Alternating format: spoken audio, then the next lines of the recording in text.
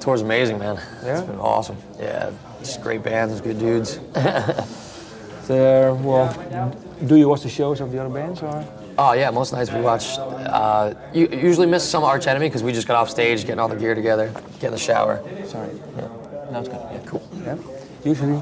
Yeah, usually we get off stage. We might miss some Arch Enemy, get a shower, change your clothes, but then you go out and check out the rest of the show. I usually go out to the crowd too because it's I want to hear the front of house sound as opposed to on the side where you just get monitors, So lurk around a little bit, grab a couple beers, meet some kids. It's just amazing. These shows, like the energy has been insane too every night. Is there certain songs from bands that you are touring with now that you say, well, those are really live killers? Specific songs by each band, you mean? Yeah. Maybe you can pick a few? Yeah, it seems like, every night when Machine Head drops, Divinity at the end and songs like that, it's gonna be crazy. But also, even the opening track, Clenching the Fist of Descent, they just come right out of the gates with a 10-minute metal epic. That's a way to start a show.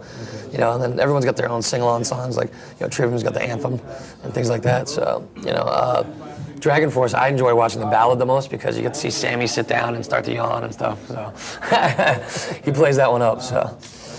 Okay, and what is for you? What is your crowd killer? I always like playing Redemption. It's the big sing-along. I usually try and get the crowd involved with that one, but also Failure of the Devout because it's our fastest tune live.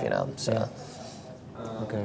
I would like to go back to your last show with Overcast. Mm-hmm. I read somewhere, and I don't know if it's true, but maybe you can tell me, that the guys from Shadows Fall, they offered you, the lead singer, Matt pretty much came up like maybe 5 to 10 minutes after the last song, I was like, hey man, feel like jamming? I was like, yeah, give me like a minute, But you knew them already? Oh yeah, we had taken Shadows Fall on their first ever tour. Yeah. So we've been friends for years, and even before Matt started Shadows Fall, he played in a death metal band that opened for Overcast, and same with John. What's the name of the death metal? His old death metal band was called Exhumed, not the one from LA, but yeah. So and then John was playing with Aftershock with Adam D and Joel from Killswitch, so knowing those guys. And Paul's old band, Push Button Warfare and Bloodbath, we played with, so we all were friends. So that's what made it so easy to hop into a van, tour together. And how come you quit it, Overcast? How come? It just ended. We had been a band, we started when we were all 14 and 15 years old.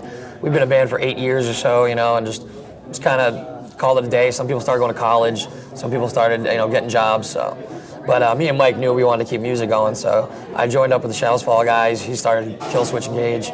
So the rest is history. As for you, the last album is called Threads of Life.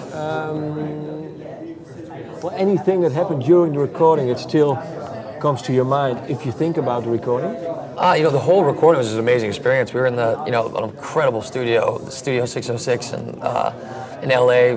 The Foo Fighters built it from the ground up, so it's as comfortable and as cool as it gets. What is the biggest difference with normal studios then? They just made it really band friendly, like the huge control room where you can hang out, tons of couches. And for us, it was more just walking into like the warehouse in the back and seeing all their gear between Dave Grohl's gear and all the Foo Fighters gear. It was just like insane. There's not a lot of places where you're gonna go and get to pick through stuff like that. So did you pick something over there? Or? Yeah, we went through and they let us use a lot of stuff. So we were using this amazing old orange amp from the '60s that just sounded incredible. So it was cool.